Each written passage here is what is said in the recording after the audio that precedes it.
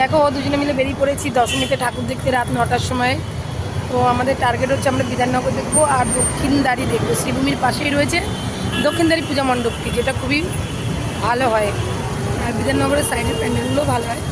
তো চলেও তোমাদেরকে প্যান্ডেলগুলো দেখাই আর আমরাও দেখি। যারা যারা দেখোনি তারা দেখে নিও, আর যারা দেখেছো তারা একটা সুন্দর কমেন্ট করে দিও।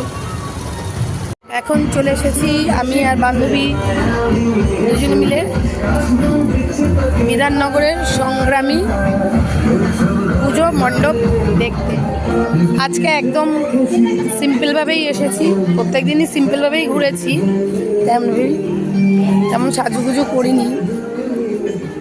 এই যে দেখো উল্টোডাঙ্গা সংগ্রামী ক্লাবের এই বছরের যে পূজা মণ্ডপটি করেছে সেটা তোমাদেরকে দেখাচ্ছি, দেখে নাও।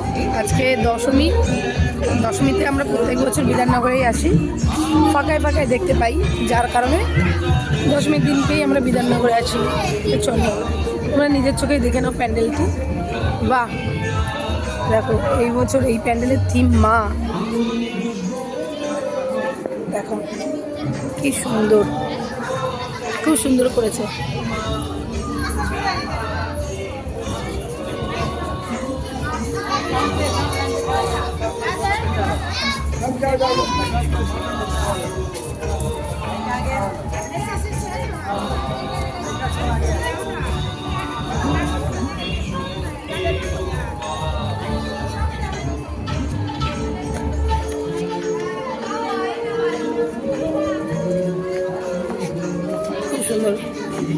মানে এন্ট্রি নেওয়ার যে গেটটা, মানে মায়ের মন্দিরে যে এন্ট্রি গেটটা করেছে খুবই সুন্দর করেছে। দেখো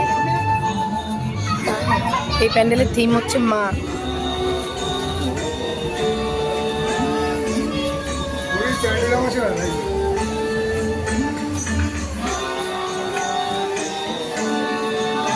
পাশে দুটো মাস্ক রয়েছে।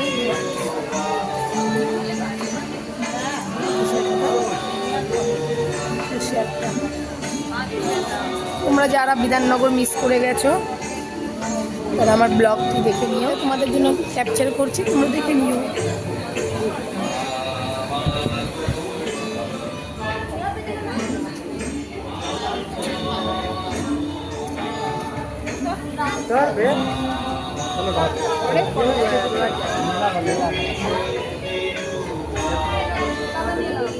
এখন আমরা চলে এসেছি বিধাননগরের আরেকটি পূজা মণ্ডপে।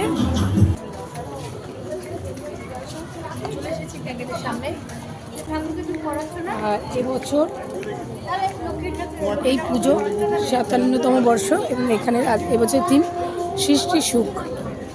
এই যে বাইরের পজিশনটা দেখে নাও একবার, সাইকেল টায়ার টিন বা তারপর হচ্ছে বাস কী বলে প্লাই কার্ড, এছাড়া চীনামাটির প্লেটও আছে। দেখো এপাশে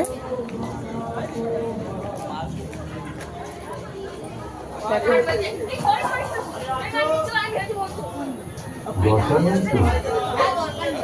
সমস্ত কিছুই ইউজ করা হয়েছে মোটামুটি, সমস্ত বাতিল জিনিস দিয়েই ওরা তৈরি করেছে এই পুজো মণ্ডপটি। দেখে নাও, তোমরা যারা দেখার সুযোগ পাওনি, বিধাননগরে আসার সুযোগ পাওনি, তোমাদের জন্য এই ব্লগগুলি করা, যাতে তোমরা ঘরে বসেই দেখতে পাও। আর দশমীতে আসলে তো খুবই ভালো, ফাঁকায় ফাঁকায় দেখা যায়। দেখো এখানে প্রতিমাটা একদমই ইউনিক, প্লাই কাঠ দিয়ে করেছে প্রতিমা।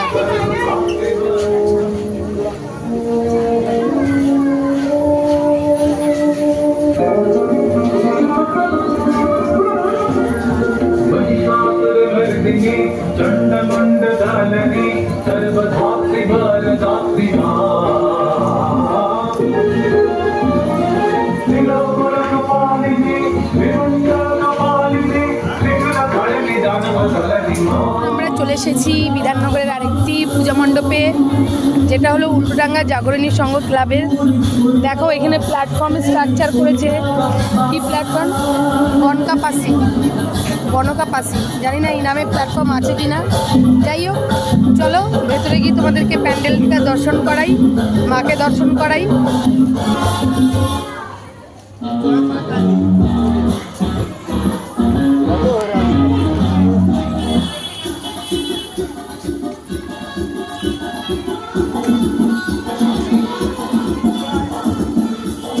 সাজঘর, এবারে থিম হচ্ছে সাজঘর। ঢুকতেই আমাদের মা তারার ছবি, আর এখানে তারা মায়ের সাজঘর করেছে। এই দেখো তারা মায়ের সাজঘর, দেখো বাঁশের চটার ছোঁয়া রয়েছে প্যান্ডেলে, উপরে বাঁশ রয়েছে। দেখো ঠাকুরের সাজঘর, এখানে ঠাকুরটাও খুব সুন্দর করেছে।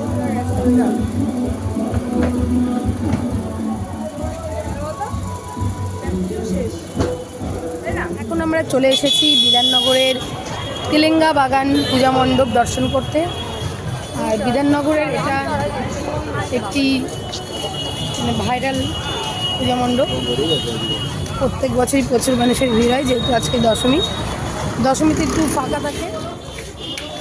মণ্ডপের তেলেঙ্গা বাগানের পূজা মণ্ডপের 60তম বর্ষ পূর্ণ হলো। আর এবারে থিম এখানে অচালয়তন, এই যে দেখো থিমটার নাম লেখা রয়েছে। তো দেখো মণ্ডপটি পুরো ঢুকতে যেন মনে হচ্ছে যেন কোনো প্যালেসে ঢুকছি,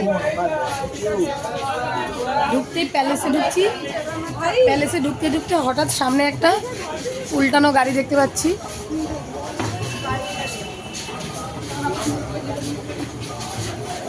আর এখানে তেলেঙ্গা বাগানের বিভিন্ন পোস্টার লাগিয়ে রেখেছে। আর একটু ভেতরে গেলেই বোঝা যাবে প্যান্ডেলটার থিম কেন দিয়েছে এরকম। দেখো কত সুন্দর কাঠের তৈরি মাছ।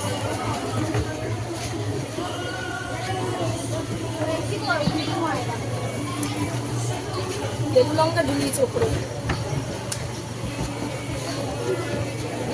প্যান্ডেলে দেখো বিশাল লেবু লঙ্কা ঝুলছে।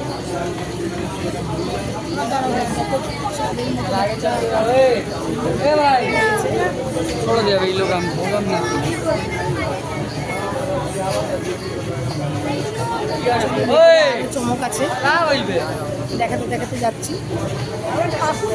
ঠাকুর ভেতরে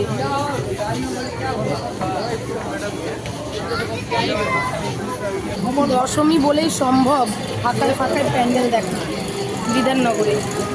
বাহ, ঠাকুরটা খুবই সুন্দর।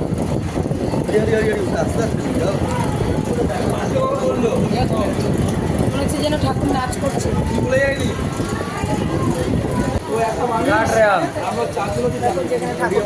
সেখানে কত সুন্দর সাজিয়েছে, আর ওপরে কি করেছে আমি নিজে জানি না, তোমাদেরকে দেখাচ্ছি, তোমরা বুঝতে পারলে আমাকে কমেন্ট করো।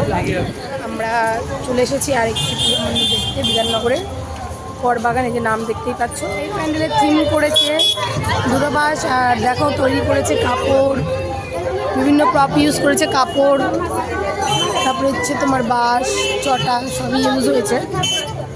আর এখানে দেখো এসটিডি বুথ, আইএসডি পিসিও, এখন এগুলো লুপ্ত হয়ে গেছে। এই যে দেখো ওপরে সব পুরনো ফেলে দেওয়া যে টেলিফোনগুলো সেগুলো ঝুলানো রয়েছে। দেখো একজন ফোন করছে বাচ্চারা।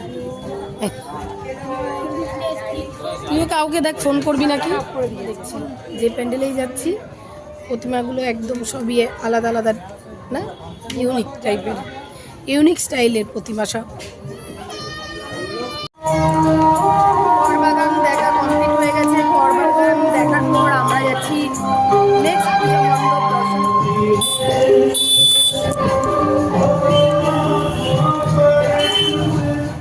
সুন্দর লাগছে, এখানেও তোমার ইউজ হয়েছে কাপড়, ইউজ হয়েছে হাতে আলপনার ছোঁয়া রয়েছে। এখানে প্রতিমাটা খুব সুন্দর, এই প্রতিমাটা খুব সুন্দর।